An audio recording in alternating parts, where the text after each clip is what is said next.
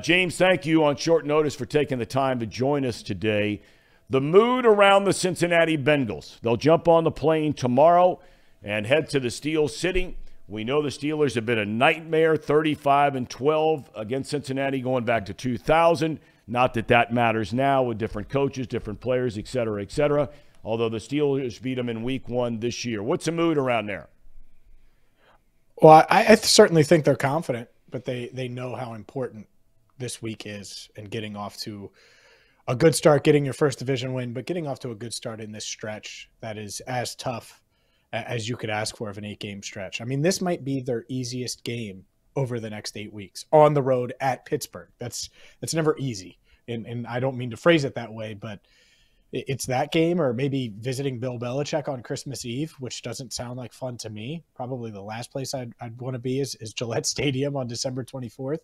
But that's the reality the Bengals are facing right now. And at 5-4 and a bunch of teams with 3 losses or 4 losses in the AFC, it's a must win. I think that's fair to say. But they're confident. I don't think they're cocky. I also think they know what's at stake and how important Sunday is.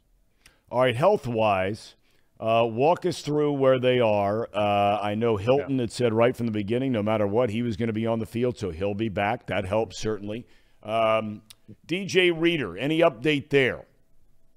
Oh, Reader's going to play. And okay. The Bengals have pretty much said that, but he's looked good in practice. He's been a full participant, I would say, from what we've seen, but he's not technically on the roster, so you don't have to give him a practice designation. But, yeah, he's practiced back-to-back days. He's going to practice today, and it's a huge get to get him. And then, obviously, they're not going to have Jamar Chase. They're not going to have Josh Tupou. So they're down a defensive lineman, a defensive tackle still, even though Reader's coming back. And then obviously Chase, we know how valuable he is. So that might go along with your running the ball philosophy without having Chase this week. Well, didn't you? I mean, I don't know if you heard that stat last night, James, but again, I was just sitting in the parking lot listening, and I was, I don't get wrapped up in a lot of stats, but I found that one when you're talking about, through 10 weeks of a season, more rushing yards this year than there's been since 1983.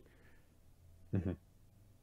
Yeah, I think the Bengals, there are going to be some games where they have to run the ball and run the ball more than they're used to, more than we're used to seeing. I also don't think they can win regularly like the Titans do. It's just, that's not them. And to be honest, you look at the Bengals receivers, even without Jamar Chase, if T. Higgins and Tyler Boyd were on that field last night, they'd be the 2 best receivers on that field between both teams. So that's part of it. That said, can the Bengals be balanced? Because they're a pass-first team. They have Joe Burrow. But can they be balanced, especially without Chase? I do think that part is crucial for their success. They might not have to run it 40 times, but can they be efficient and run it more than we've seen recently, and up until, of course, the Panthers game when they were able to get things going and average 7 yards a carry. You're down there every day at practice. What's an update on where the team thinks Chase is at this point? They've been really tight to the vest. Zach Taylor hasn't given us any tips, tricks, or hints. Now, you can ask others, off the record, and it does, one, I think he's progressing, people tweeted this week that he was on crutches. And while that is factually true, I think he's on crutches, doesn't need crutches. I think there's a big difference there. I think he could take those crutches and throw them away today and show up and walk around the stadium and jog and do a lot of those things. They're waiting on the bone to heal. And so if you can take pressure off of that hip and let that bone heal, that's exactly what you want. And so he's not going to play Sunday. I still think there's at least a chance he plays against the Titans. But to me, this feels like early December. But you can't rush him back. And that's why you got to handle business against a team like Pittsburgh, a team you should beat, even though it's a tough division rival. So you don't feel the need, not that they would rush him back, but so you don't even feel the need to do that. And if this team wins the next 2 on the road, which is going to be really hard, and certainly not have Chase for one of them for sure, I think it would go a long way towards that. But yeah, I think he's going to be back this season. It's just a matter of when that bone heals and when he can go out there and get some practice time under him. What have you seen or what have you heard from some of the inside folks with the Bengals on how they view Kenny Pickett? I mentioned a little while ago, you know, he's 2-3 officially as a starter, although one of those wins should not count as a win. That was a game he was concussed, and Trubisky led him to the victory and so on and so forth. But even though his numbers aren't very good, the Steelers have managed, thanks in large part to they play pretty good defense, is they've played close games. What do people see so far around the Bengals with Pickett?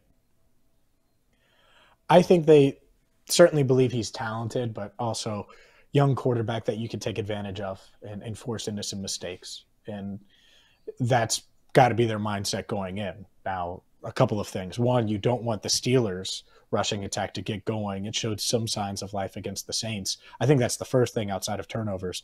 Make sure Kenny Pickett is still dropping back and having to throw it against the secondary that even without Chidobe Awuzie, they have confidence in that can go toe-to-toe with these Steelers skill players.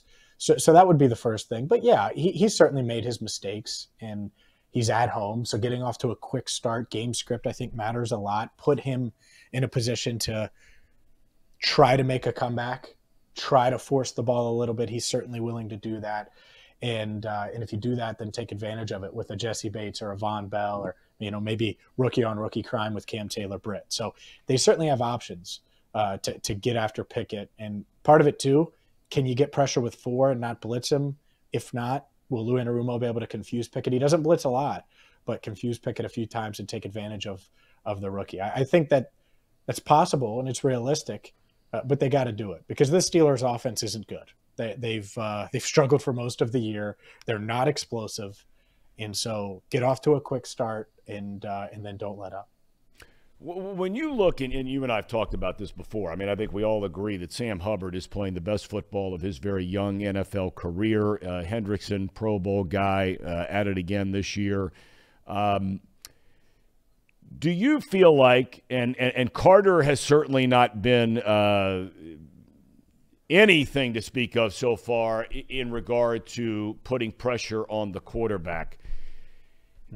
And I've asked you this before, but as we move forward, and I know Reeder, you know, certainly would give them some push up the middle, and Hill has really been a nice addition to this team the last couple of years. But you know, now you're 10 weeks in. Do you see any of those, anybody else on this roster giving opposing quarterbacks pressure besides just by and large Hendrickson and a little bit of Hubbard?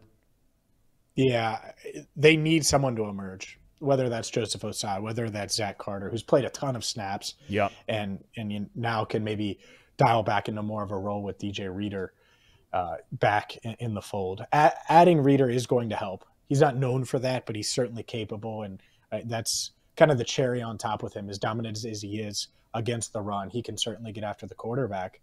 But you're right, they've struggled to get consistent pressure on opposing quarterbacks.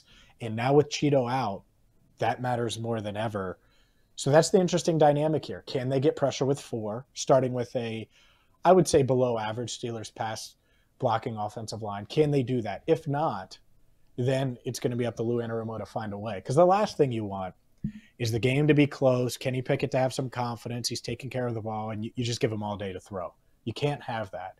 So shutting down the run and finding ways to put pressure on Pickett to force him into mistakes, I think that's key 1 and 2 for this defense. And we'll see if they can get it done. But yeah, it is a concern.